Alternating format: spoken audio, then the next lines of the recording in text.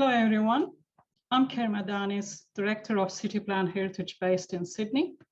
Together with Anita Smith, we will be moderating the Ignite Pacific Climate Change, Culture and Peace in the Pacific Region session hosted by Australia ICOMOS.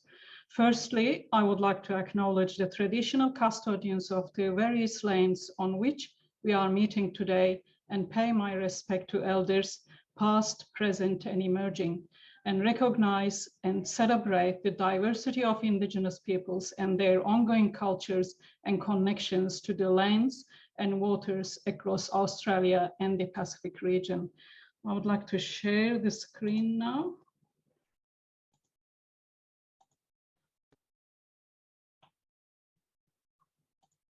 This session is organized by members of, I have too many stuff, I'm sorry. This session is organized by members of Australia ICOMOS in association with presenters from Australia, New Zealand, and Vanuatu. Australia ICOMOS, International Council on Monuments and Sites, is a non-government, not-for-profit organization of cultural heritage professionals formed as a national committee of ICOMOS in 1976. Australia ICOMOS acts as a national and international link between public authorities, institutions, and individuals involved in the study and conservation of all places of cultural significance. It is one of the 110 national committees of ICOMOS and remains the third biggest national committee of the organization. Excuse me, Karame, the screen's not sharing properly. Would you like to reshare? All right. I'm sorry, everyone.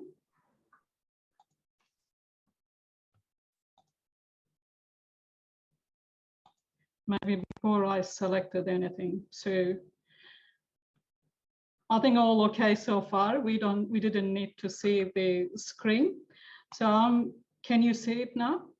Yeah. All right. Thank you. I'm pleased to introduce the session organizers, including co-moderator Dr. Anita Smith, Associate Professor of Heritage and Archaeology at La Trobe University in Melbourne, convener Catherine Forbes, Principal of GML Heritage in Sydney, and rapporteur Dr. Susan McIntyre Temboy, Associate Director of Naval and Officer Heritage Consultants in Sydney. The Pacific region is characterized by small land masses and large intervening seascapes. Oceanic places of cultural significance are vulnerable to sea level rise, rising oceanic temperatures, changing currents, and more frequent and intense storm activity. Land-based heritage places are vulnerable to coastal erosion. Intensification of coastal development exacerbates the natural threats, whilst salination is affecting food and water security, forcing migration to new lands.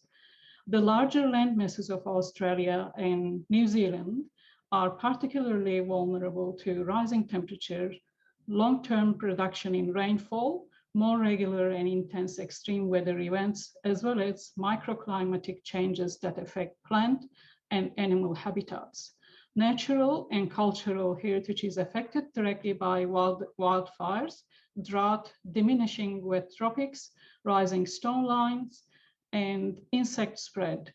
Indirect impacts may result from the implementation of mitigation, adaption measures to address water, food, and power insecurity. So this session includes 3 10-minute presentations from Australia, New Zealand, and Vanuatu. It considers how people, institutions, and governments are preparing for and responding to loss or damage to culture and heritage.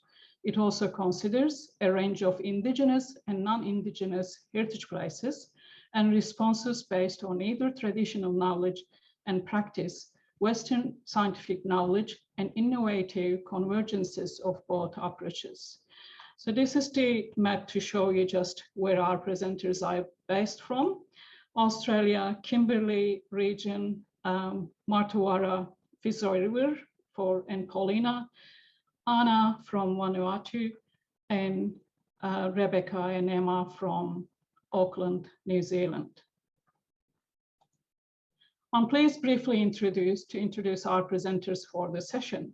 I will leave each presenter to introduce themselves in more detail when doing their presentations. Our first presenter is from Vanuatu, Ms. Ana Naupa, Advisor and Secretary of Erromango Cultural Association in Vanuatu. She will share with us the case study Netai and Namou Toc, capturing traditional ocean knowledge on Erromango Island, Vanuatu.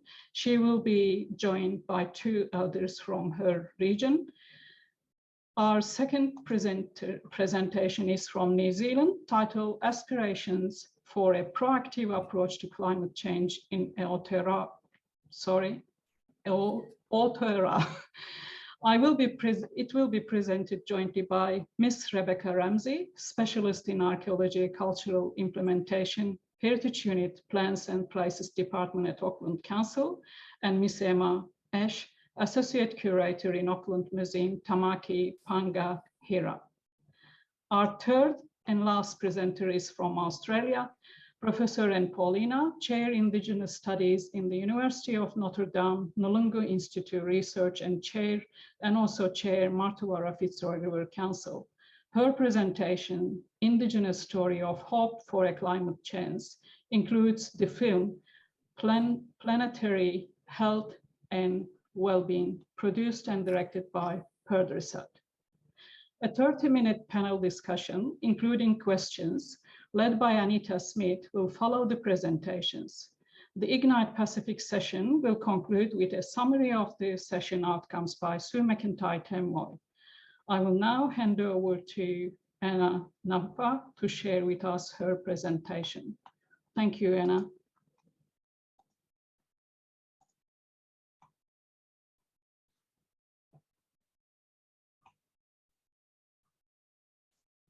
You are muted, Ana. Armaipuara Mr. Romney. My name is Ana Naupa. I'm an advisor and secretary to the Erromango Cultural Association, which is a community heritage association here in Vanuatu. I'm joined this afternoon for us by our elders, Nahim Nalam, Auntie Helen to this side, and Auntie Kelma on this side. Thank you for this opportunity to share our story about Netai and Namou Toc. Excuse me there, just a second. Can everybody see the PowerPoint presentation?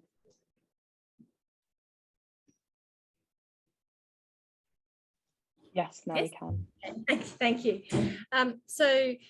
Our presentation this afternoon, Netai and Namou Toc, Capturing Traditional Ocean Knowledge on Erromango Island, Vanuatu. We hope to share some work that we've been doing as a community association that formally established 14 years ago, but has been building on decades of community volunteer work and passion around both reclaiming and reviving Indigenous knowledge and our languages. So I'll take us through a brief explanation of where we are in the South Pacific island nation of Vanuatu. We are an island in the southern province of Vanuatu. Vanuatu is an archipelagic island nation sitting to the east of Australia, to the west of Fiji.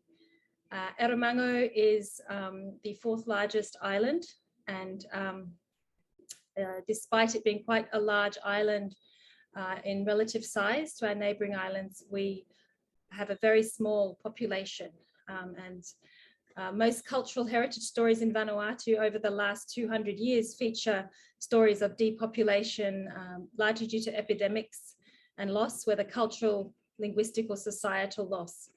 And the compounded challenges of our depopulation legacies and increasing contemporary environmental stresses due to climate change make efforts to record, revive and restore cultural heritage considerably complex and infinitely important. So as mentioned, Erromango, traditionally we have had 6 languages, and in the 1800s there was mass depopulation and devastation from epidemics introduced as a result of, as a consequence of European contact. At that point of contact, there was a very violent sandalwood trade for the riches of Erromango. This is the early 19th century to mid 19th century. And the population was estimated to drop from upwards of 10,000 people on an island that is approximately 60 square kilometers to barely 800 between the 1820s and the 1920s. And 5 out of our 6 languages have died out as a result. There is remnants of one other language being spoken, but as the number of speakers is less than 10, it is effectively considered to be a dead language. Just to go to the next slide. So depopulation, legacies and environmental stresses, as mentioned, mean there's an urgency in safeguarding cultural heritage and knowledge. And recognizing this challenge, in 2021, last year, the Erromango Cultural Association embarked on a Netai and Namou Toc initiative, which means stories of our Mother Ocean, to capture traditional stories relating to the sea and consolidate our traditional coastal knowledge in the face of sea level rise. And with the generous support of the One Ocean Hub's Deep Fund, our association, a grassroots cultural heritage association, has navigated a number of fast currents to realize this objective of capturing traditional ocean knowledge before it's rapidly lost, whether as many of our elders pass on or as sea level rise erodes or swamps our coastal sacred places. As a community-based group, we work very closely with the Erromango Natmonok Sumanlo, which is the Island Council of Chiefs, and the SOML, Custom Advisors. We also work very closely with the master storytellers and mariners to document our oceanic cultural knowledge. And we've benefited tremendously from the pioneering anthropological work of the Vanuatu Cultural Centre, which has what's called a cultural field workers network. And with collaborations with visiting academic researchers over the decades, such as the traditional marine tenure projects from the early 2000s, rock art archaeologists such as Dr. Meredith Wilson, other archaeologists such as Professor Matthew Spriggs, Dr. James Flexner, and linguists late Terry Crowley, John Lynch, and many more, whose own research over the decades has helped us form a rich repository of Erromangan cultural heritage that has been disappearing or had actually been lost and then was reclaimed through visits to museum collections, etc., using that cultural centre fieldworker network and friends of Vanuatu heritage, such as Kirk Hoffman. So in 2021, our task to consolidate this as much as possible, we use traditional storytelling techniques as well as artistic techniques. We're a very artistic and creative island, and one of the remaining tapa making or traditional bark cloth islands in Vanuatu. And we decided to blend storytelling and art to ensure that the heritage remains alive today and for tomorrow's children. And so this presentation is sharing a few examples of how we've gone about it at a community level, working with all the partners and academics, as I mentioned, but very much driven by the vision of the Natmonok Simanlo and the Erromango Cultural Association's membership and community volunteers and cultural traditional elders and Nahim Nahabnalam, like the 2 aunties here. So one of these strategies is around recording and preserving traditional sea-based origin stories. And this includes stories about coastal geographies, about landmarks. And here we have an example of the relationship with the sea, of Uvoi Telau and the giant octopus. There's stories also about the sacred relationship with the whale and what this means in terms of traditional resource management. We also take the approach of celebrating our unique coastal heritage, both historical and sacred, by capturing the stories around them, the images that go with them, and doing this before the sea washes it over. So stories like how Erromango got its shape, so our legends about how our island was formed and what that then connects to over the 3,200 years that people have settled on our island. An example of this unique coastal geography and the historical as well as sacred stories that go with this are around the coast of Erromango. There are several hundred coastal caves, as well as rock forms on which there is traditional rock art that have told the stories across generations.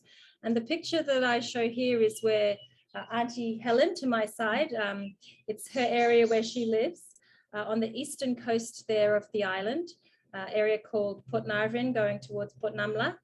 And these traditional markings in the land, and it's a particular lava formation because it's a geologically active area with a nearby submarine volcano. So it's a particularly fossilized lava flow. And it has been used to mark the passage of certain major historical and cultural events over the years. So you can see the indents in the rocks in the first picture at the top left there, or right in the center. There's a single track. In other locations, there's double tracks.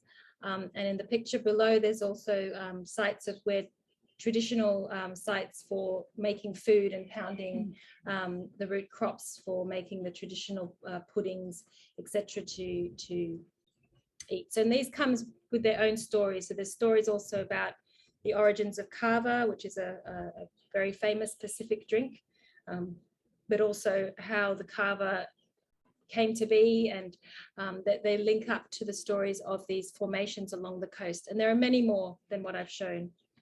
So sea level rise affects coastal heritage, and we're seeing this in our island as well, which makes the work we're doing even more urgent. The third area that we're working on is looking up and documenting and reviving traditional weather and maritime knowledge. And we're doing this by using linguistics and ensuring that our linguistic strength and continuity as a people is supported, that we're capturing the inter-island stories and the connections with our island neighbours, and the knowledge that comes from the relationship between weather, the sea, and Indigenous resource management practices to describe the rich and very complex knowledge that sits behind it. So, safeguarding cultural knowledge of sea-land relationships and trying to convert this into a way that captures the imagination of our next generation of people, of children, and keeps the heritage alive.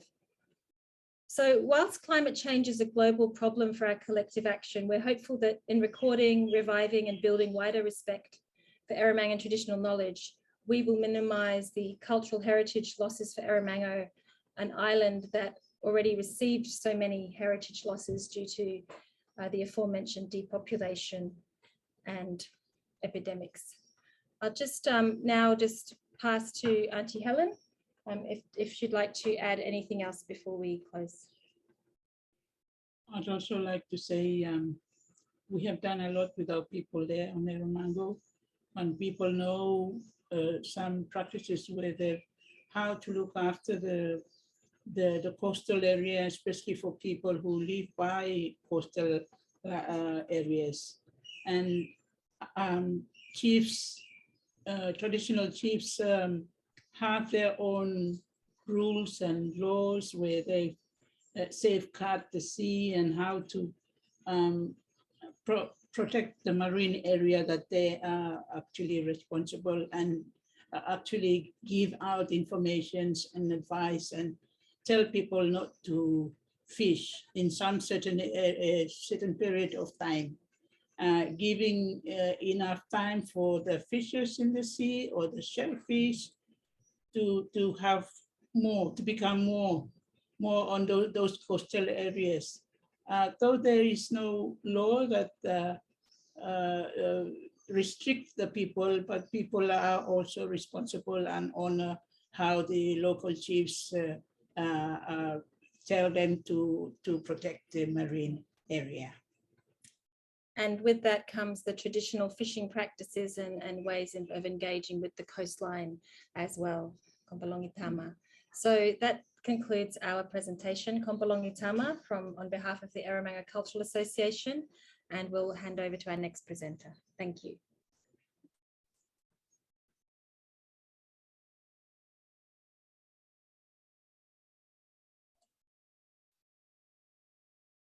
Thank you, Anna. I'll just share my screen.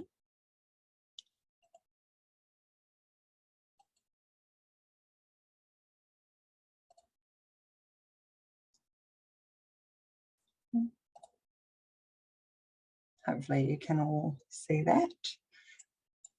And I've lost my notes.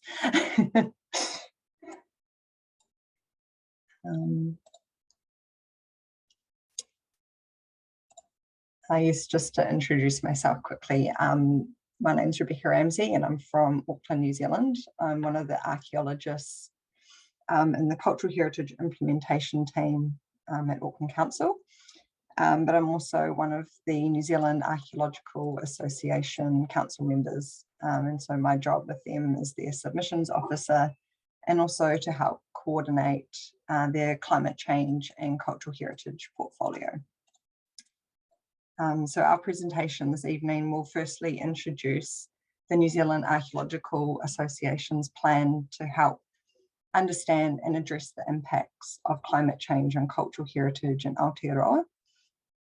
As a national organisation for archaeology in New Zealand, it's our objective to help promote and foster research and also encourage the protection of archaeological sites across the nation. And in the climate change space, we are also advocating for greater cooperation across the heritage sector and wider recognition in national and regional policy, while providing a base to encourage consistent national approach to help identify and address the impacts of climate change on cultural heritage.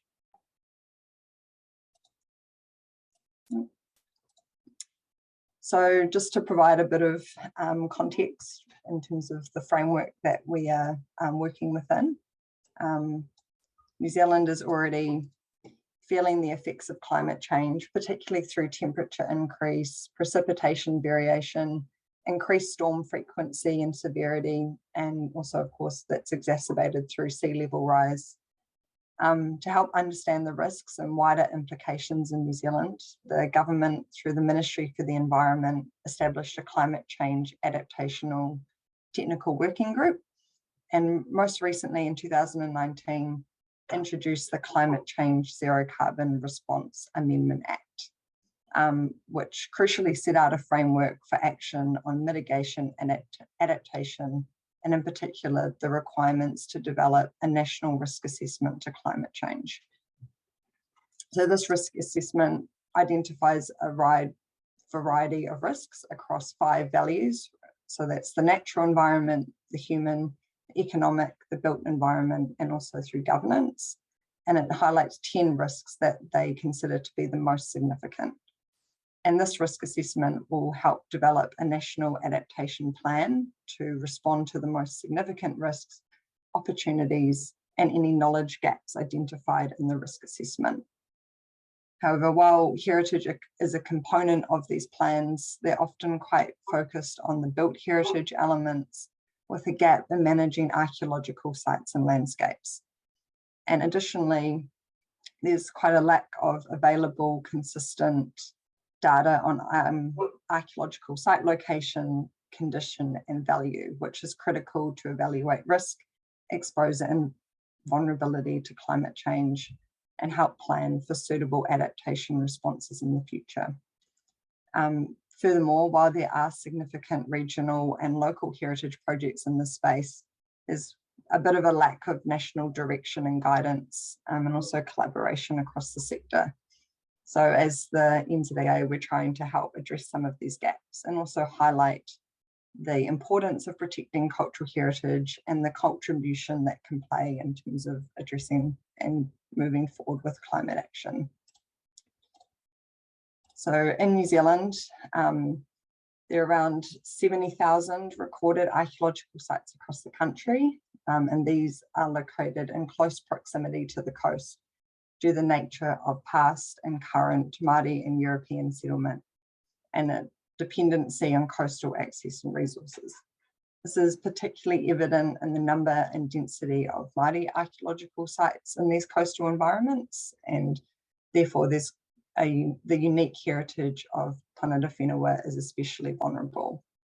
However, it's still quite unclear how these archaeological sites will be affected by coastal erosion, inundation, storm surge, and sea level rise, and kind of at what time periods, and particularly how do we start prioritizing these areas for action, for example, through monitoring, or even where areas of field survey hasn't been undertaken in the past.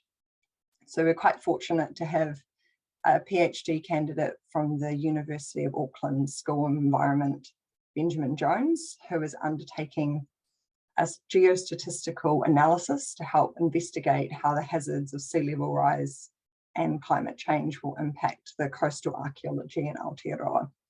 So he's using our archaeological data sets available and publicly available environmental data sets such as soil erosion, coastal erosion, inundation, fluvial flooding, and coastal geomorphology to create a first pass at generating a methodology towards critically understanding this risk to archaeological sites.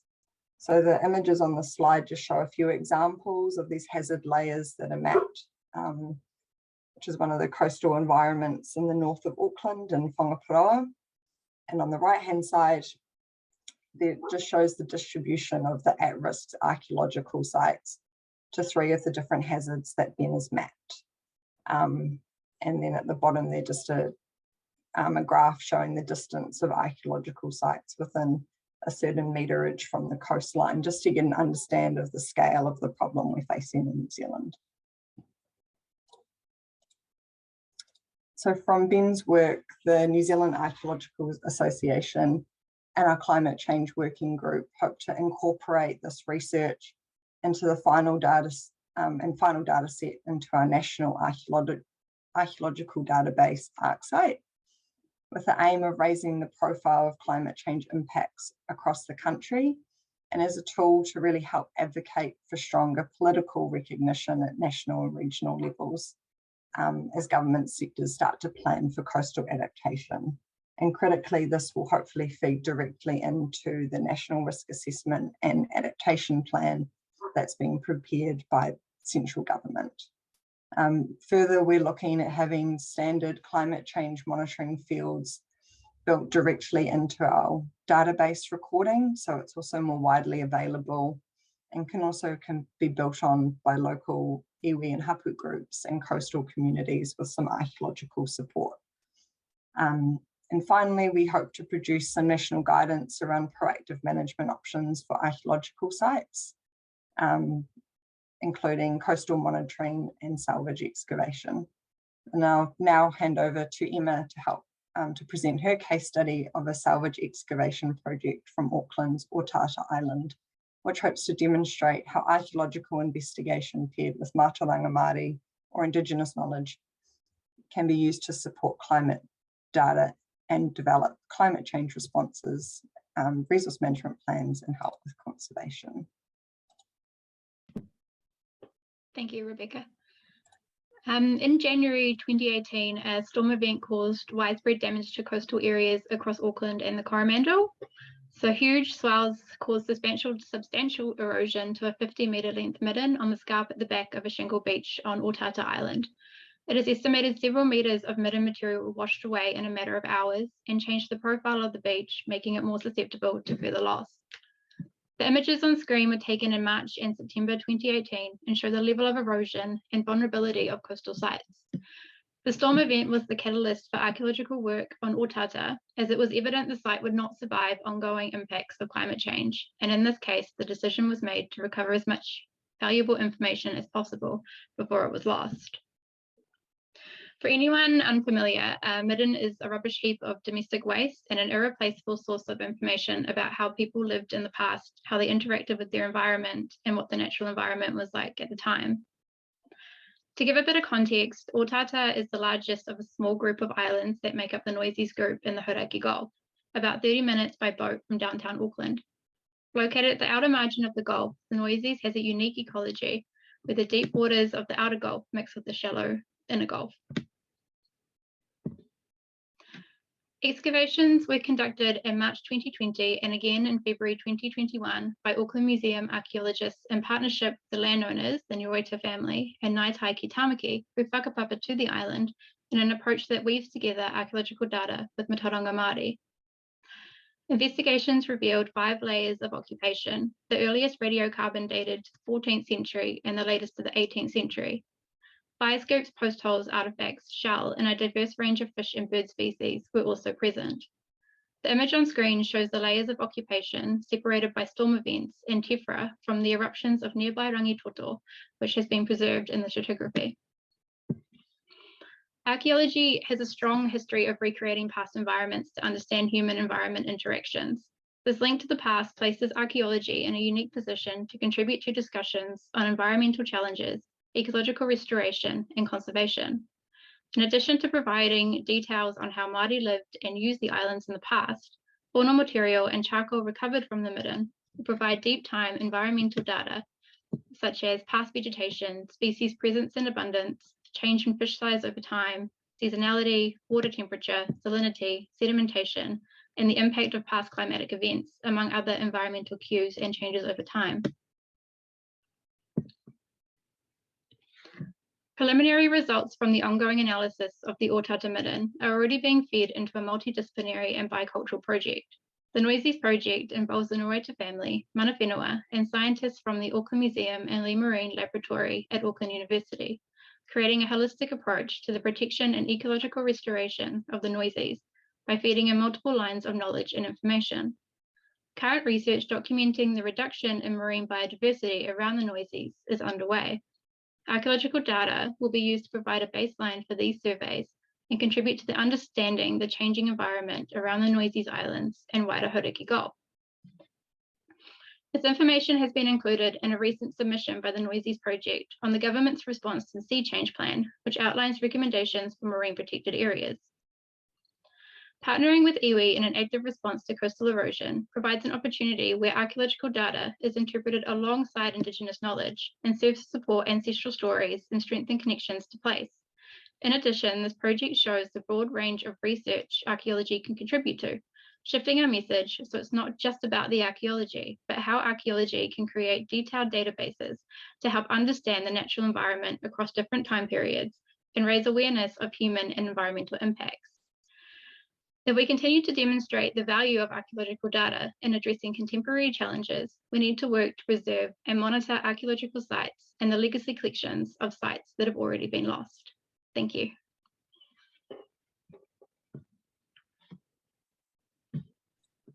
Cool, thanks Emma. There's just a few acknowledgements here and I'll stop sharing and pass over to our next presenter.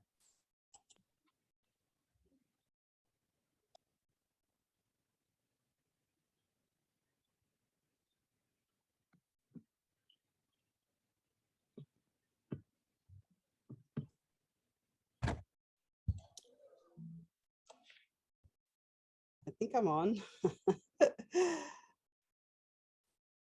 Najigorjan Nyambo Boroyaro and Jugun country. Ngayo imadwara manan, ngayo manda jara nyigana, ngayo nyigana nganga, ngayo nganga in Broome, ngayo home. And I'm just saying in my language, good day and welcome to Jugun and Yaru country. It's on my home in Broome. I also want to acknowledge the 2 aunties that are on the Zoom link from Vanuatu. But this is a great opportunity for Indigenous people and non-Indigenous people to come together and be faced with this big challenge. This is a global challenge. How do we create peace with Indigenous people and with nature? It's all about story. And what you've been hearing is some amazing stories. So this ancient wisdom is embedded in the cultural landscape in which we live, love, and die. I come from the Kimberley region in Western Australia. It's at the top of WA. when I introduced myself, I said, Ngayu Imadawaraman, which means I am a woman who belongs to the Fitzroy River. So I have a moral duty and an obligation to protect my sacred river because we believe it is a sacred ancestral being. It has not only a right to live, it has a right to live and flow. So for Indigenous people, it is all about story. This challenge we have about how do we create peace with Indigenous people and with nature is a global challenge.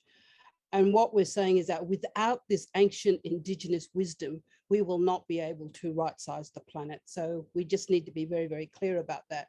We are talking about ancient wisdom that comes from antiquity, of living with land, of living with law of the land, of recognizing multi-species justice. So this story is that Indigenous people have not walked away from the Garden of Eden. We continue to love it, to nurture it, to cry with it, to sing with it, to dance with it. And so it's very, very important that what we're trying to teach non-Indigenous people in a time of climate chaos is how to feel the country, how to understand what Indigenous people know and want to share. That we come from a world where we recognize that we are born into a world where we share a lifelong obligation with multi-species.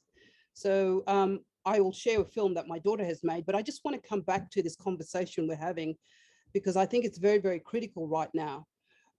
People ask me, what is the most endangered, threatened species in your land and across the planet?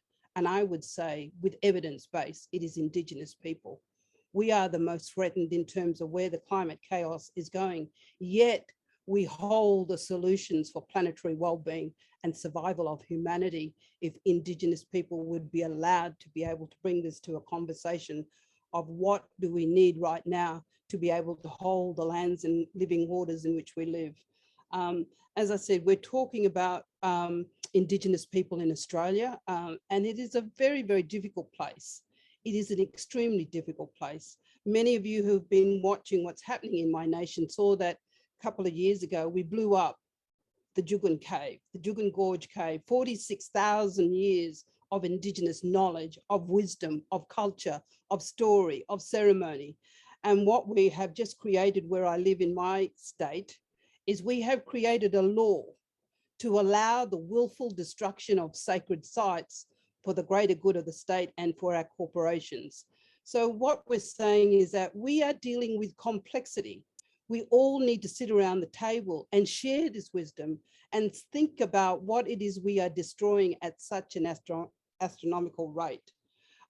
One of the big issues in Australia is that we have been awarded through an international award recognition for a peace treaty. And yet, as Indigenous leaders like myself, what we're saying is that how can we have peace when we are continually invaded with unjust development that is destroying these biodiverse areas that can be turned into new forms of economy? Why can't we have a global geopark? Why can't we have biosphere reserves? Why can't we protect through World Heritage these bastions of biodiversity and the species that are found in my country, which are not found anywhere else on the planet? The Matawarra, the Fitzroy River, is National Heritage listed. It's also the largest Aboriginal cultural heritage site in Western Australia. So what we're saying as Indigenous people, not just in my nation, but across the globe, is that it is so important if we are to right-size the planet, that Indigenous wisdom, Indigenous knowledge, Indigenous ceremony, Indigenous stories, Indigenous songs must help shape a framework going forward for how we are to build peace with Indigenous people and with nature. And so from that perspective, what I'm saying and what I'm seeing in my state is what we are calling green crime, state-sanctioned violence, where laws are being enacted to allow the destruction of our sacred sites, our people, and the environment. And I think this is really, really, really important, because what we're saying is that we need to also understand that we as Indigenous people, we see ourselves as part of global humanity. We see ourselves as global citizens. And what we're doing is extending our hand, our gift, our knowledge, our wisdom, our love, our ethics of care because we come from a world of we, not me. And so the world in which we are trying to create peace through our culture in order to give climate chaos a climate chance is that we are saying that Indigenous people is gifting this knowledge for humanity. All of you out there who are watching this podcast know how Australia copped out in the last conversation we had at a global level. And what we're saying is that we are relying on networking, on building connection. We are building these sorts of networks to help us look at how do we save these last bastions of biodiversity? How do we save these ancient rivers that are asking us as human beings, what are we doing to protect them? So I would encourage you all to have a look at our website. I've got masses of publications out there. This is not just about human justice. This is about multi-species justice.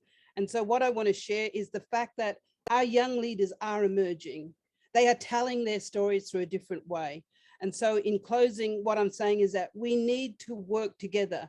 We need a bioregional framework in terms of how do we do place-based governance. We need unity, we need collaboration, we need to share information. We only got one Mother Earth.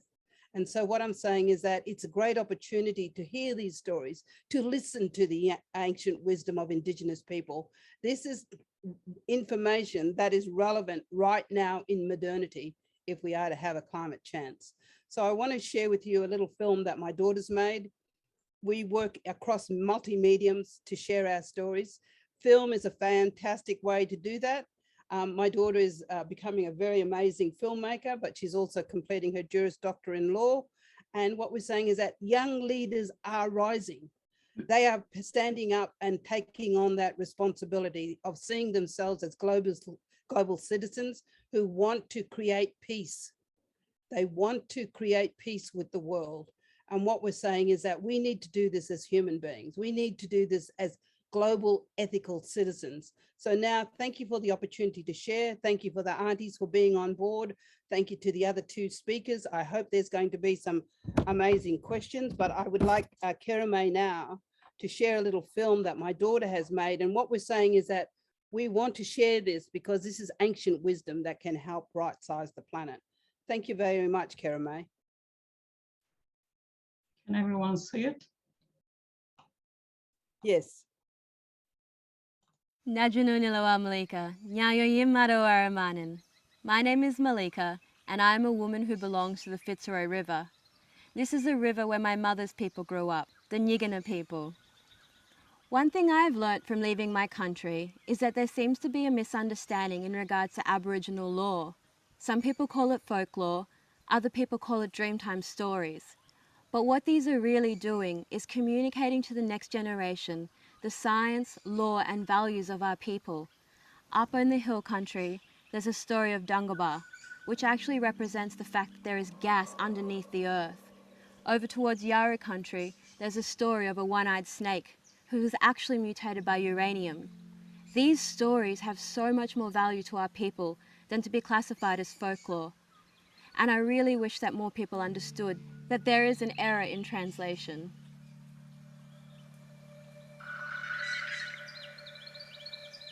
In first law, everybody is given a jadding. A jadding is a totem, which teaches you to care about things beyond what is simply human. My jadding is the crocodile, so I have a relationship with them, I have respect for them, and I have a duty of care to protect them. Different people are given different animals or plants.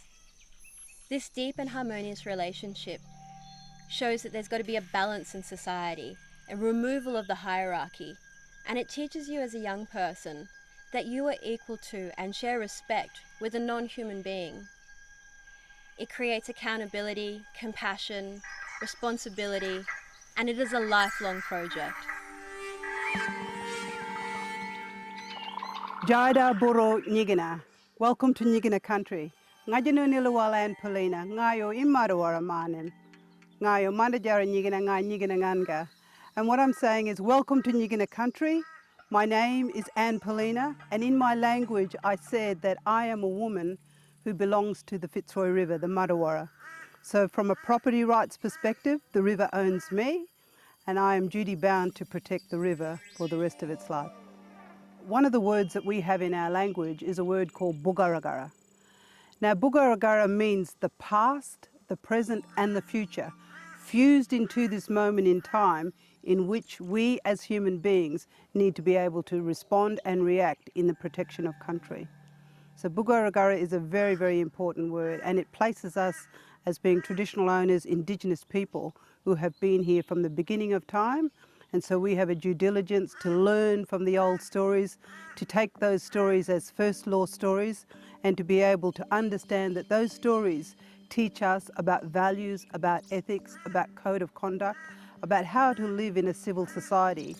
One of the things that we say as Indigenous people is that we come from a world of we, not me. And so it's very, very important when we're looking at developing strategies to look at the collective well-being of not just Indigenous people, but our fellow Australians and indeed our global citizens. It is time for Australia and the world to recognise that we are the oldest living culture in the world, that we hold ancient wisdom and stories that we really need to be bringing into looking at how we deal with complexity. So it's time for all of us to wake up, to feel the country, to hear country, and to know that we must co-design the strategies going forward in regards to climate change. These are really critical in terms of the planetary health, but also the health of our nation. And what we're saying is that the knowledge, the wisdom, the love, the ethics of care that are coming as a gift from Indigenous people is a gift that is showing that together we must walk hand in hand if we are going to right-size the planet and bring all of us into a world that can stop climate change from turning into climate chaos.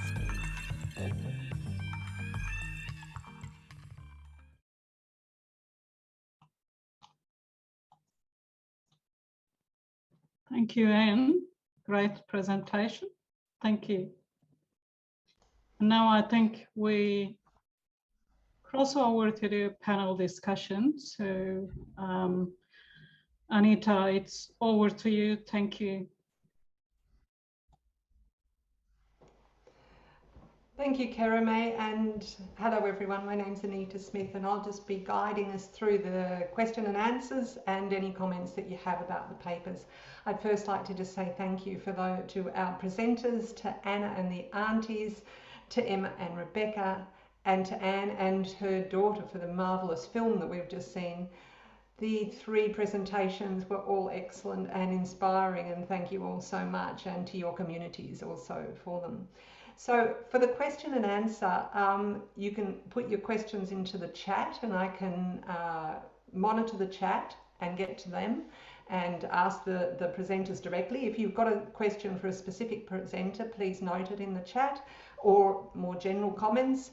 And also you can put your hand up. And if you want to speak directly, put your hand up, and then I'll tell you when to unmute. So I think I'd first like to start off the questions by just asking each of the presenters, panelists, about how you go about engaging young people further. We've seen Anne's beautiful film with her daughter and obviously already engaged. How do we get young people engaged further? And obviously in Erromango you are making educational materials based on your stories for your children.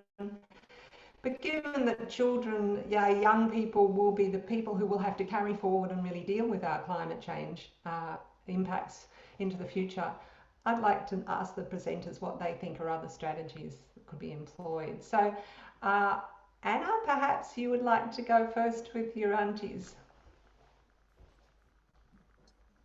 Yes, so we've been very much focused at engaging with children and doing, because all our stories have many layers of meaning, and I like the way that Anne and her daughter characterized it in their film about first law. And each story is more than a story. It tells a history, it tells a way of being, and it tells certain codes of behavior that are expected, and how children grow up within these storytelling roles is very important. But there's also depth to the stories around resource rights and resource responsibilities, and easing children into that. So we, particularly for Netai and Namou Toc, we've we've done the level that's appropriate for children, and the communities have decided that the deeper levels, they get to it when they get to the right stage of life. So it's almost as if we're introducing our next generation to the level they're permitted to access, and then it's to encourage them to keep going more deeply as they transition into adulthood and they get access to more deeper knowledge that's there. So that's how we've approached it, recognizing that the young generation, particularly children, they will carry our culture forward and our people forward, and we don't want to overwhelm them with too much responsibility when they're still children, but ease them in and bring them along and make it, you know, something that relates and opens the doors for their more deep knowledge. Did you want to?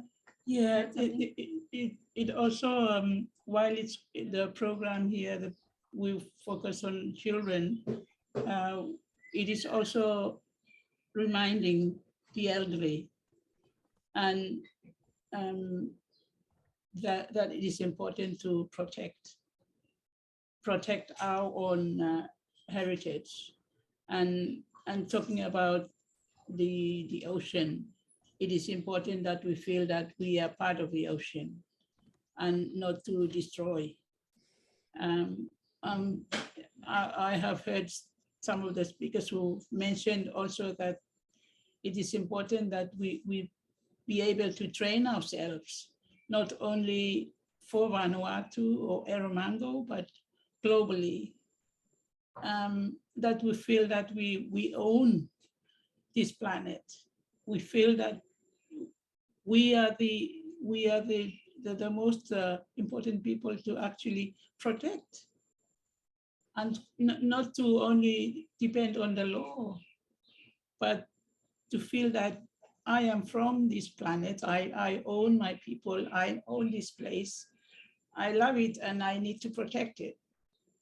And that's the story, not only for the young people, but also for the elderly and for those who do not care, but who would be able to carry on and to protect our culture and our environment. Thank you so much. And I noticed you nodding through that. Would you like to respond to that as well? Yeah, no, it's a very important question. And, you know, one of the things, you know, my daughter mentioned it, but when we are born, we are given a totem, a jadinj, to teach us that we are bonded for life to a non-human creature. And it's an amazing concept because it teaches us that an animal can teach us how to be a good and decent human being. So it's not to think ourselves higher than the animals. We live on a horizontal platform where we need each other. It's a coexistence. So from as soon as we're born, like I just had my first grandson and he was given a totem of the pelican. And so his name is Mayada. And so he will be taught how to dance and sing and hold the importance of what a pelican means in holding the balance of life. Young people are so critical to this because this is who we're trying to save the planet for. And their leadership and their wisdom and the way they see the world a different way is so important. I make a film, it'll take an hour. My daughter will make a film in 5 minutes because my son tells me if I don't catch them in the first 5 seconds, they're gone. So it's very, very important in telling our stories to use film, to use dance, to use ceremony. I publish extensively, you know what I mean? So this work is out there. How to feel the land, how to hear the wind, how to be part of the ocean and to feel the river, to see the river as a sacred ancestral being, which, as I said, not only has a right to live, but has a right to flow. So my work is pushing the boundaries. I've created the first abstract in an Indigenous language. The river is now a first author out there with agency, talking to the world, telling the world what we need to do. Our young people are becoming educated in the Western and the in our world, because they have to live in two worlds, but they understand the technology, the new framing, things like Bitcoin and blockchain and all of this stuff. I don't need to know that. They teach me.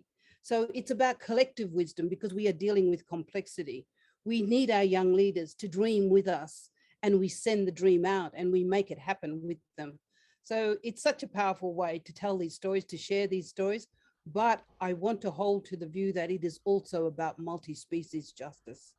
So these fish, the dugongs, the turtles, all of these things, life is precious and sacred. Thank you. Thank you, Anne, for that. Thank you. I have a number of questions in the chat box now, and I'd like to move to them. And Rebecca, we'll get to one directly to you in a minute. But first of all, there is a question for Anne and Anna. How can we use stories to develop vulnerability and capacity assessments for climate change? Are there ongoing projects through which such tools are being developed? Would you like to respond? I'll let Anna go because she's working in this space, and I'll answer after her. Thank you, Anna. And thank you for the question. It's a big one, and I think that's the direction it does need to go. At this stage, where for our particular unique island heritage, where we have been focused on that the capturing of knowledge and making sure we capture it before it disappears too quickly. But clearly, that needs to be incorporated into future approaches. What we found, particularly with traditional weather and maritime knowledge, that's a really important field, and the Vanuatu government actually has been, it has already commenced a national initiative around embedding traditional knowledge with meteorological systems. Those are akuri. The akuri is dog in our language, so sorry, there's dogs around, but that's something that we acknowledge that the government's doing, which is really valuable, because the traditional weather knowledge with climate change, and not simply sea level rise, which is coastal and sort of vulnerabilities around that, but also the climate change that is altering the way in which sea life, our resources are being. And so that's something we hope to tap into in the future and incorporate the storytelling methods that we use, and particularly the artists. A lot of, as Anne says, that visual connection and the tangible connection to the stories and the feeling. And for us, there's a lot of art that comes through it, because that's what really keeps it vibrant and alive and part of people's lives. Thank you. Yeah.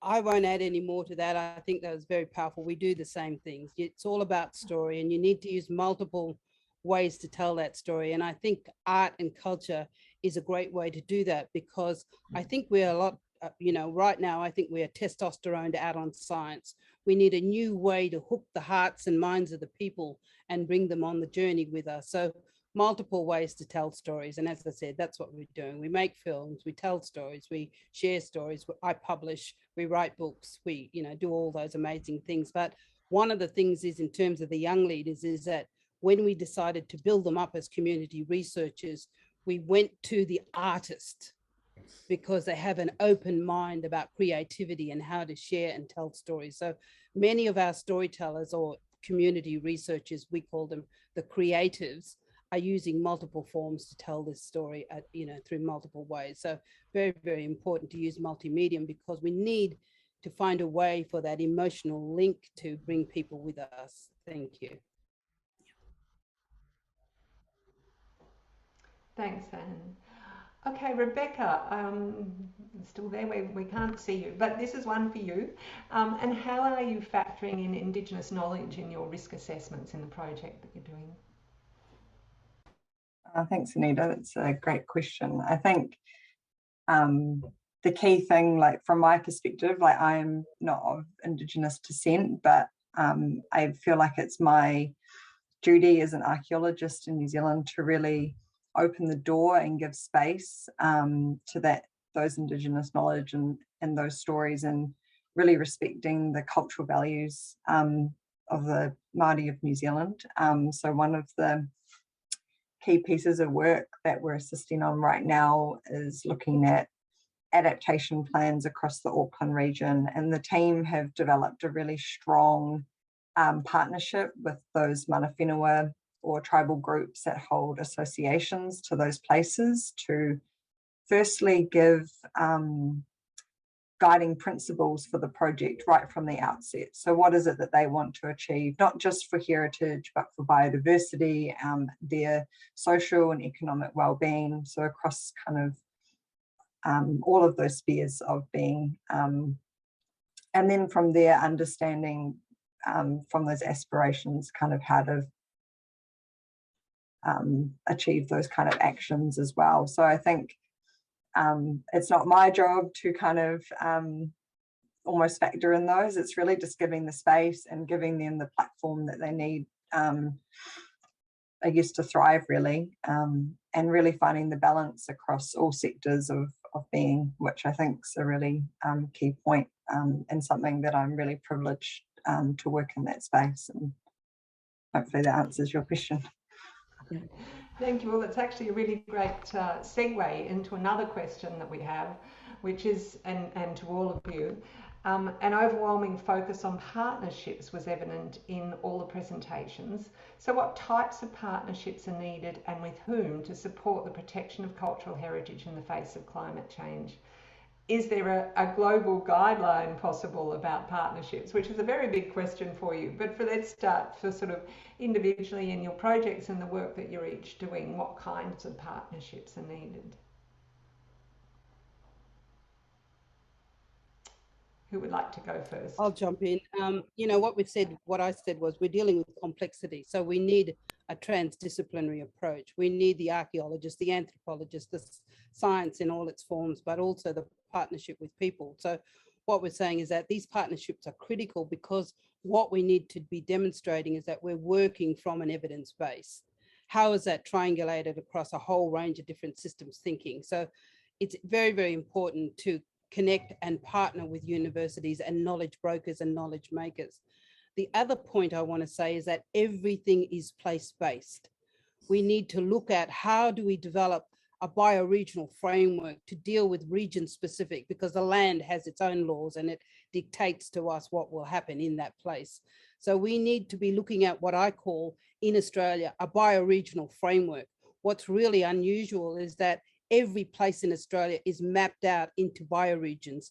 How do we bring local government into this context in terms of working with the people on the ground? So it's partnering with institutions, it's partnering with every level of government.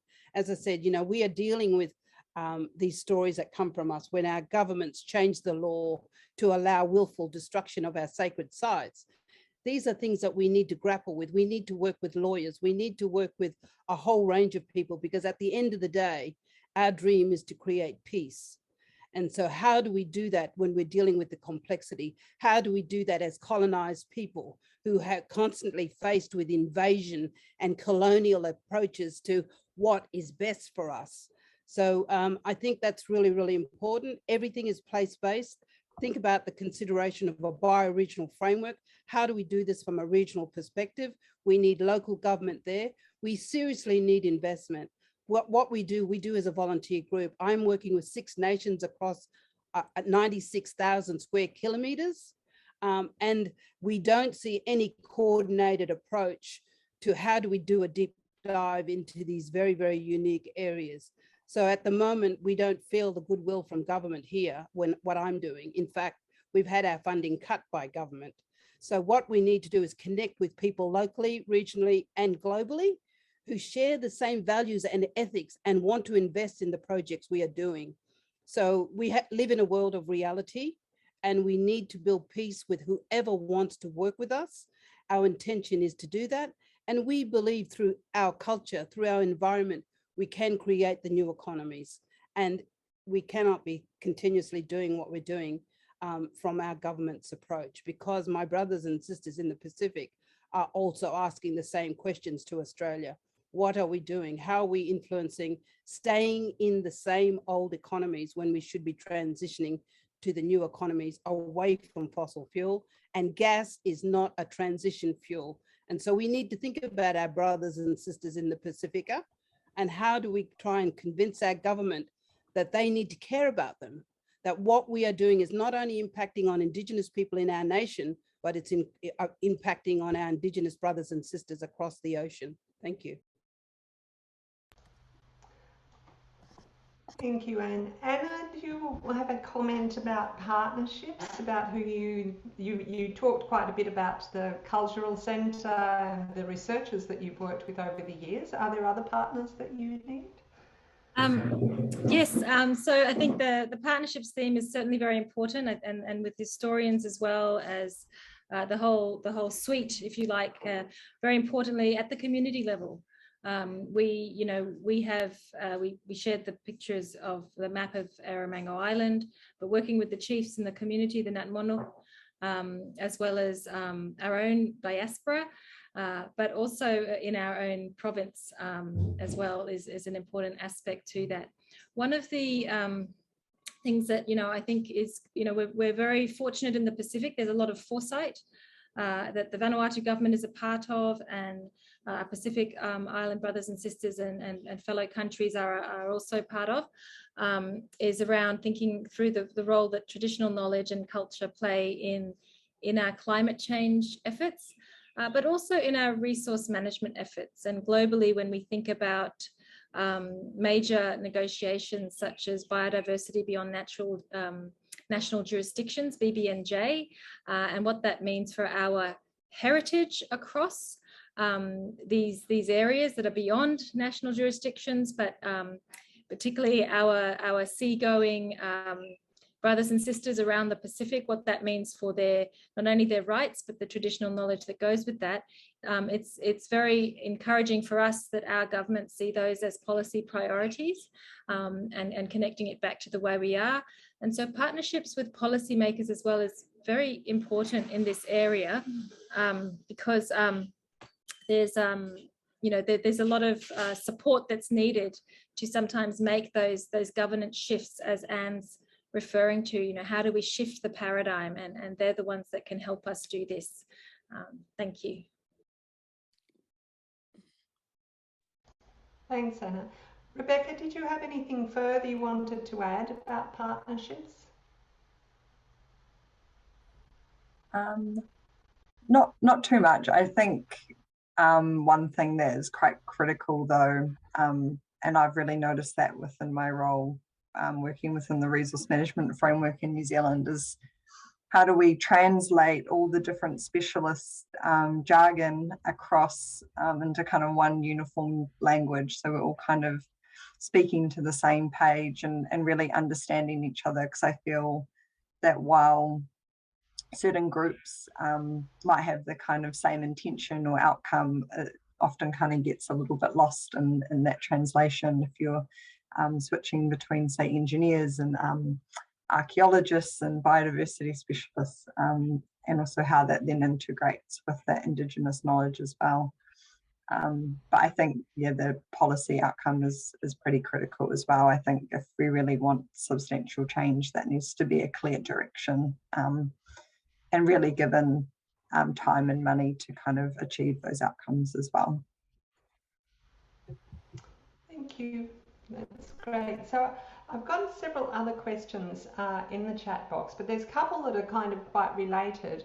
One is about what kinds of impacts, climate-related impacts, are you seeing in your local area? And of course, Rebecca's already talked about coastal erosion, and Anna did too, about the loss of some of the rock art sites and the loss of other kinds of sacred sites. There's that would be really interesting if you could elaborate on that for people who are outside of this region, what kind of impacts. But also another related question is how we recognise loss and change through traditional wisdom and knowledge in contemporary approaches to heritage, which I think underneath that is, what strikes me is that there's so much local knowledge and story that is out there, but there are processes that would be needed for communities before that became general kind of knowledge. It's part of the culture in which those stories derive. So I wonder if you have any comments on how the knowledge and wisdom that you have in your communities can contribute to, and what you need in place before it can contribute to our more general approaches to how we look at climate change. Two big questions again. So first of all, there was the the impacts that you're seeing. They might be social, physical, cultural, whatever, but also how your knowledge can inform more general policy and practice in mitigating and adapting to climate change. Who would like to go first? You're going to break down that question.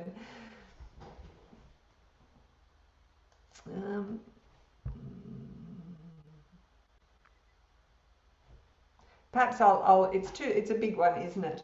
So perhaps oh yeah, Anna, do you want to say something?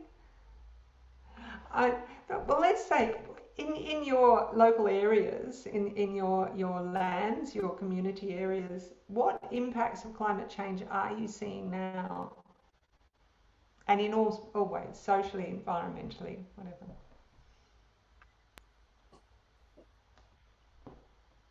The impact on climate change on where I live on Erromango, we have sea level rise, and where local chiefs there encourage people and over again to plant trees by the coastal areas.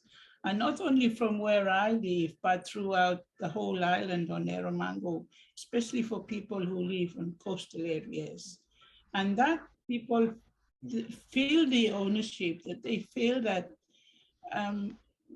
if they do not plant the trees or to protect coastal areas, the effect that they will get is it's not safe for them to live there, because we have had different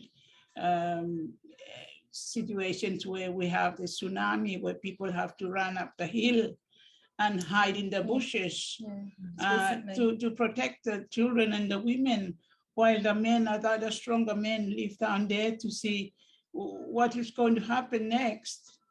And so they will have strong men who can run if they see the tsunami coming. So it's some of the areas where it's not what like people will say, no, we don't want that, it will not happen. But yeah, it comes when it's a natural situation where it can happen anytime.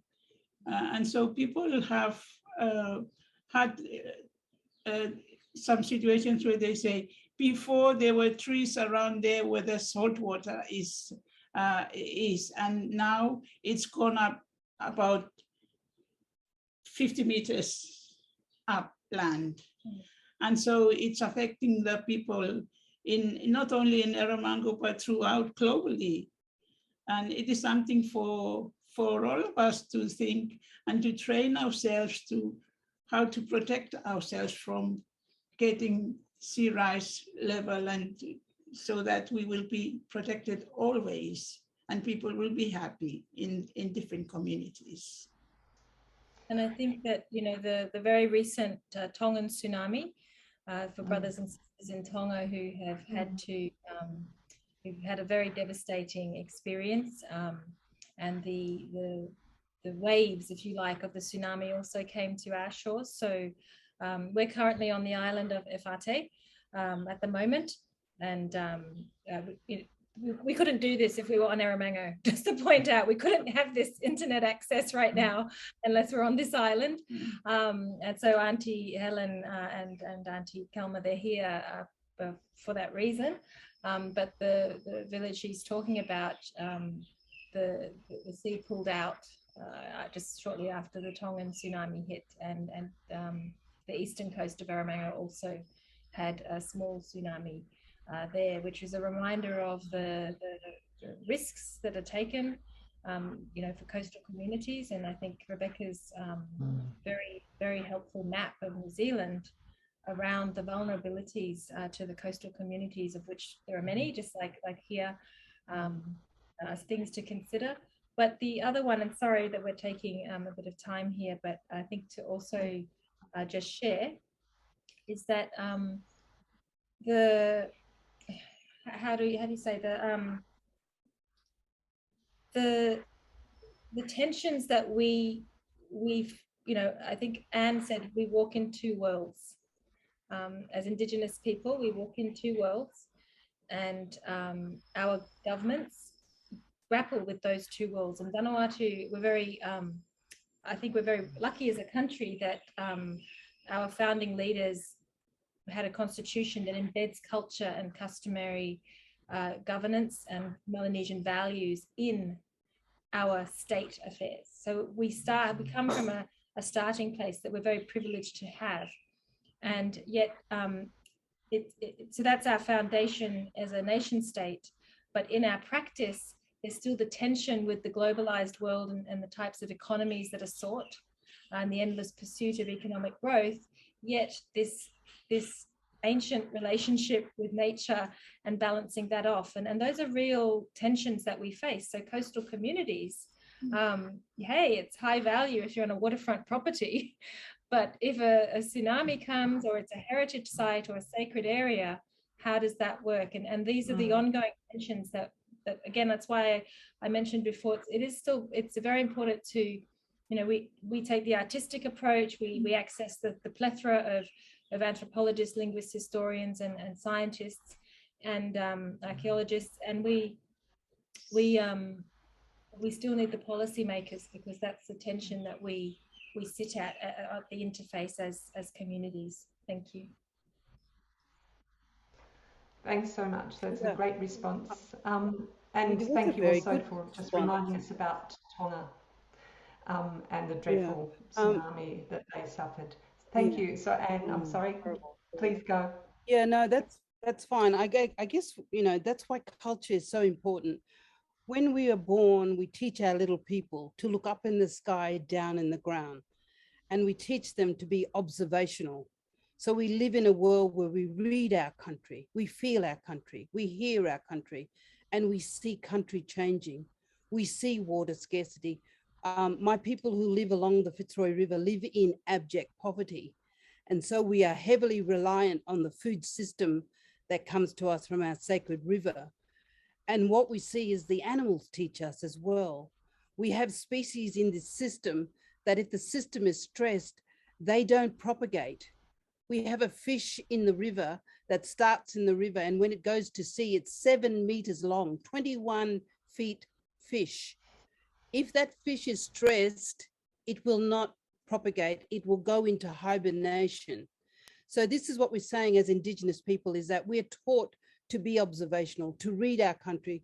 We are seeing food insecurity, medicine insecurity, water scarcity. We are seeing, because we live close to the coast, sea level rising. So, you know, all of these things are there, and we need to work with Indigenous people to get this initial evidence based. Most of the development that I see coming to our region has not factored in climate science. It's relying a lot on historical data. And I just want to jump very quickly to a question that's been sitting in the chat in regards to legal measures. How can we use legal reform to be able to get justice? And one of the things I wanted to say is that we are learning a lot from the Maori people in New Zealand. When I heard the Wanganui-Whanganui River had got personhood, I went back to my elders and I said, hey, look what's happening. These people have registered this river legally to have personhood. And my elders said to me, that is very good, but the river is not a human being, it's a sacred river. So I'm publishing in this area, not just on nature's rights, but on ancestral personhood, that these things have legitimacy, they have agency, they have a right to be heard and have a voice. So I'm looking at, okay, how do we start to introduce ancestral personhood into the legal pluralism? The big question that we have in this country is around property rights. We have managed this nation, our environment from the beginning of time. How do we get property rights sorted? And this is what we're learning from New Zealand. We see the work around ICIP, we see the work around traditional knowledge, we see the legal framework. So we watch what other nations are doing and we share in their knowledge making as well. But seriously, it is really time to create peace with Indigenous people and to recognize that we are the first people of this country and that the laws need to reflect, 1, peace, but 2, a property right in terms of these resources. How do we shift from abject poverty to wealth creation? All of this is part of the complexity we need to deal with. And we are working with people legally to look at how do we get just development on just terms. Thank you.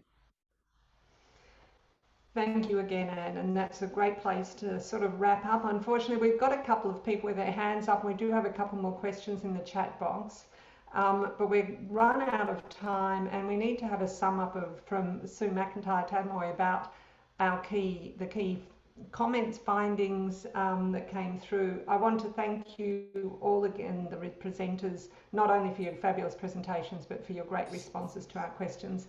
And I'll hand over to Sue McIntyre-Tamoy. Yeah, sorry, Anita, just before you go there, I mean, we've given our details to the members, so please feel free if you've got a question or a conversation you want to continue with Anna or Rebecca or myself, please email us. You know, be brave, reach out. We will connect with you if you've got that question and it hasn't been answered. Look at our websites and see the wonderful work that everyone is doing. And now we can go and close this down. Thank you very much. Okay. Hi, everybody. It's Sue McIntyre-Tamoy here. I don't like the idea of closing anyone down, particularly our great speakers, but and I've tried to, there was so rich, all the discussions that came out, especially the interactions after the case studies, that it's hard to sum up, but I'll give it my best go. I'd like to start with the idea of that from the case study in Vanuatu that focused on education of children as a way of transmitting knowledge. But I like the comment from Auntie Helen that said through the process of doing this, it also serves to remind the elders. And I think this is a great way to understand how this old knowledge, if you like, can help, and the knowledge exchange between generations can help build resilience. So I think that was a really, really evocative point for me. And, you know, all the projects dealt with community action. They were all involved in community action to some level, and that local communities and Indigenous people are, as Anna Poelina said, the most appropriate to protect the environment and not to rely on the law. I like this idea of this responsibility, individual responsibility, because the problem is such a huge one that if you leave it to the law, sometimes that can, you know, well, it will never happen in with some of our governments. So this idea of individual responsibility was picked up by Anna Poelina as well, along with the reminder that we're not above animals and landscape features, that these entities can teach us about how to not only care for nature, but how to be better as humans. And I think that's a really humbling sort of idea that we would all do well to remember, because it puts us not as at the top of a hierarchy as people often think of human beings, but centered in amongst all the other parts of nature and people. So all the speakers mentioned archaeological sites, and as an archaeologist, I was really happy about that because I feel a sense of urgency about what's not being done in Australia. Rebecca and Emma really presented a strategic approach to salvaging the threatened embodied knowledge, which is hidden in that physical evidence of the past. And I think that was a really interesting point that they were making. And I noticed there was an element of that also in Vanuatu. So there's a whole lot of techniques that people have come up with here. They're around storytelling, but they're also around the physicality of you know, excavation. They're about active protection of sites, as well as telling stories about and rescuing stories about sites. And so I thought that idea of diverse methods of storytelling was really important and came through particularly in Anna's and Anne's talks, and about that need to think outside the box, really, about how we can tell stories through art, through dance, through storytelling, through all sorts of methods, including the scientific publications. But as Anna Poelina said, I think another good quote, we're looking for ways to hook the heart of people. And that's really important, I think. And it goes to the very nature of all of the case studies, really, because underlying all of those case studies, you can see the passion of people, the passion of the people, the feeling of responsibility that the people in those case studies all have for the work that they're doing. So I think the other thing that I thought was very important and very interesting was this, if you like, salvaging and reworking the old information that exists from previous researchers who've been in an area. Quite often you find now people just start as if there's been no background work done in the past. They're starting always wasting energy, starting the whole project again. Whereas this idea of gathering the information, the rich information that's sometimes locked in archives from anthropologists, archaeologists, scientists, a whole range of people, early ethnographic observers, sometimes in their artwork for some of the voyages that were done. I think that's really important, and bringing that information back to the present. So you're discovering something as if it's now from like hundreds of years ago sometimes, and making that real to people and reinventing that in the sense of putting it into the contemporary context. So I think that's really important. I really thought that was an important point to make. I think within New Zealand, the partnerships with Maori and with in terms of salvage excavations, really important. The fact that people see it as urgent is really heartening. We probably have, you know, the number of sites you've got multiplied by a factor of 100 or so around our coast, and very little is being done at all in Australia. So I found it very inspiring to see that it's happening elsewhere. I also like this idea of addressing the complexity of things, not only at looking at site level, but stepping back, if you like, as Anna Poelina said about looking at a bioregional framework. The words bioregional go towards that language that Rebecca was talking about. I'll come to that later. But that idea of seeing something, somehow bringing culture into that is really important, and somehow getting our other levels of government and developers to engage with the cultural component of that bioregional framework. I think it was really evident that their colonial impacts are still relevant and still a source of pain for people in a lot of places, and that idea of the depopulation legacies combined with the environmental stresses of things like climate change, leading to a greater complexity and a greater sense of urgency that came through in Anna's Vanuatu case study, I think was really important. I think that idea of walking in two worlds, and that was referred to in several of the papers, was about that walking in two worlds and being able to, the complexity that brings to any particular problem, but particularly to things around culture and climate change. But I think there is a stark difference that's really standing out to me about the rest of the Pacific and Australia. Australia seems to be way behind the rest of the Pacific, and the idea that an appreciation of culture is embedded in your founding documents, I think, is probably clearly one of the reasons. And in that sense, I think in Australia we envy our Pacific partners, because even though there are still complexities about globalization and the pressures of development, I think having that foundation of culture and the importance of Indigenous people embedded in your constitutions is well, it's a light world ahead of us. So I think that I'd just like to go to that point about language that Rebecca made, and that need for some sort of common language that we could all share and understand. That's been raised before in some of the culture nature things we've had with ICOMOS and IUCN in the past, and the difficulty of forging that common language is sometimes harder than it should be. But I think that is very important to make sure that we all know what we're talking about and how to understand it. And I guess for me as a specialist, and for some of the other specialists who might be listening in, it's a timely lesson that we need to de-jargon our world, or in fact maybe invent a more inclusive and understandable jargon that is shared with other people. But that's a whole thing in itself, really, to try and get that common language between specialists so that we are helping rather than hindering when it comes to these sites.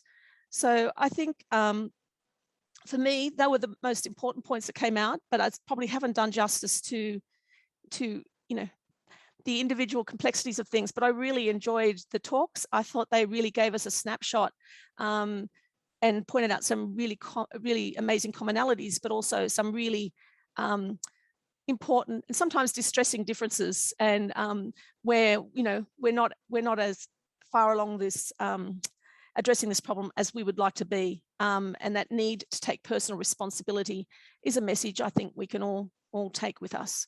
So thank you very much. It was a fantastic session, I think. Thank you.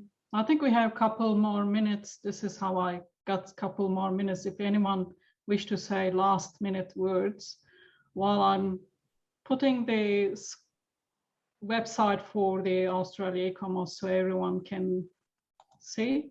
There is a hand. Just a second. Aparna? Yes, thank you. Thank you so much. Thank you for this very rich session and the discussions.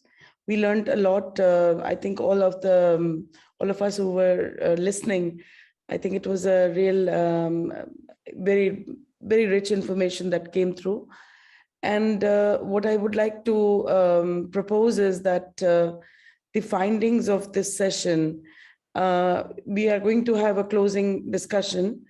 And we would like to, if we can get what Susan just, kind of summed up, if we can get some statement from this panel, we would like to incorporate it, because the last closing panel of this conference will be on way forward. And I think some of the ideas discussed here are very valuable, especially as we are thinking about common language trainings. And also in the chat, there was people from the youth forum were also here.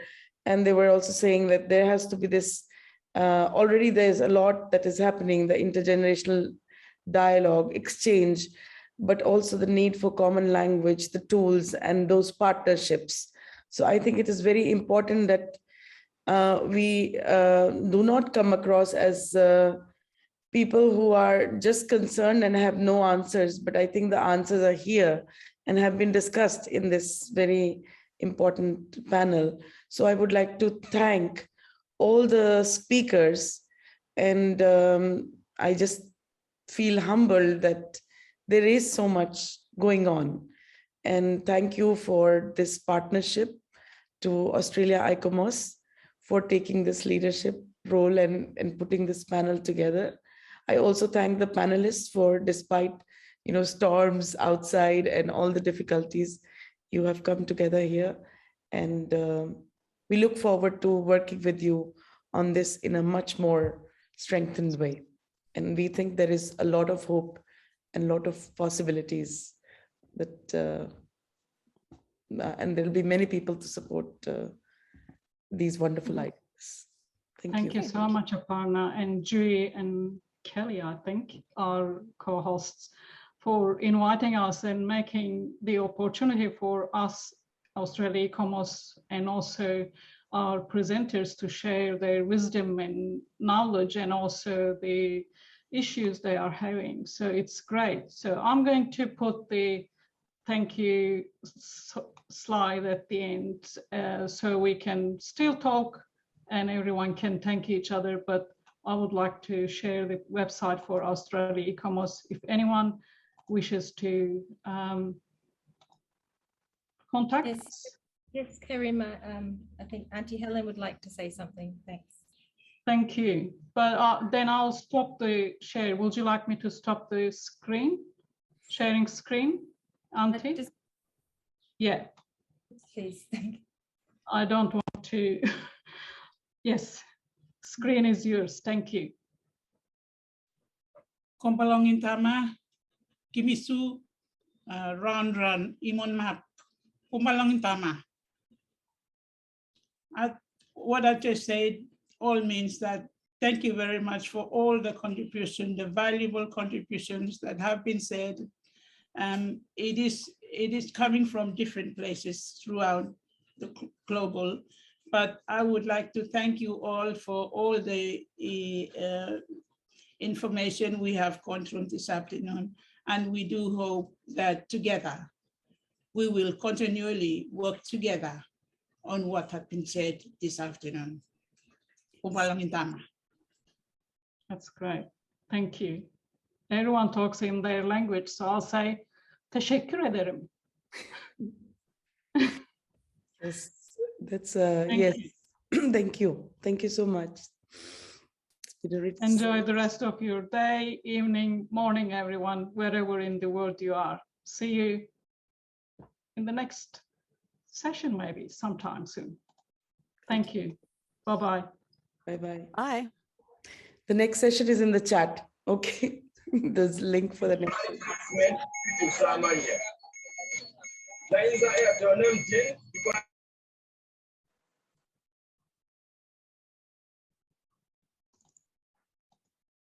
I think that was Richard. He wanted to say something, or we are still here if he wishes to say something. This was, I think, somebody from Uganda, but I don't think so. Yes, it is me from Uganda. Good morning, everyone. I don't know what time zone is that side, but in Uganda it's already 25 to 10, and shiny. Although I still have a bit of cough and flu, but I'm progressing there. I'm happy to hear from all the presenters I've been on, and I really loved the point Anna put up. I really felt it was a good point to think about. However, I was asking myself, how are they trying to embed cultural heritage together with risk disaster management? And also, how are the young ones going down to learn the procedures of keeping their heritage intact? I'll give an example. Recently, we met some people who are destroying rock art sites because they wanted the stones to be used for road construction. And we tried to explain to the people, why are these things happening like this? Then they said they wanted money to survive because of this lockdown and wherever. So I would wonder, because this pandemic has really hit the world all over, and I was wondering how Australia is handling it vis-a-vis us in Uganda, and how can we carry on until when we can really be able to sustain our heritage. Thank you so much, presenters, and the CCP team. I'm really very happy and proud of that. I'm sorry, I was going to the hospital. That's why you could not see my video, and I was going for my last jab for the C19. As you very well know, I have to go through the COVID issues. So in Uganda, you have to get a card and you have to get the COVID jabs. I'm very sorry about that, but at least I'm available, and I've been available to listen to everyone. Good. That's my contribution. Thank you for your contribution as well. So Catherine, maybe you are the best person to talk about how Australia is dealing with the COVID and protecting culture and heritage. So shortly, just briefly we say, and then close up. Yeah, it's actually a very difficult issue, but Australia is quite different from Uganda, and I can say that because I have family in Uganda, so I know how hard it is there. It's been terribly, terribly hard on people, and yeah, in Australia we do get government support through COVID to a certain extent. For cultural heritage, I don't think we're getting people that are destroying rock art sites to raise money just to survive. But it's more our living culture, I guess, that's been impacted by COVID. So performances mainly, yeah. So, and we've been in and out of lockdown for 2 years. And yeah, so it's been a long period, but yeah, I don't think we've got answers for you, Richard, but my daughter-in-law is Ugandan, so I know a bit about what you're going through, so yeah. Thanks, Catherine. I think it's time for us to wrap up and put the last, stop, because there is another session coming up. We'll let everyone to go and join that next interesting session. Thank you everyone again for your input, joining us very early in Europe in the morning. So we are going into evening. Thank you again. Enjoy. Bye.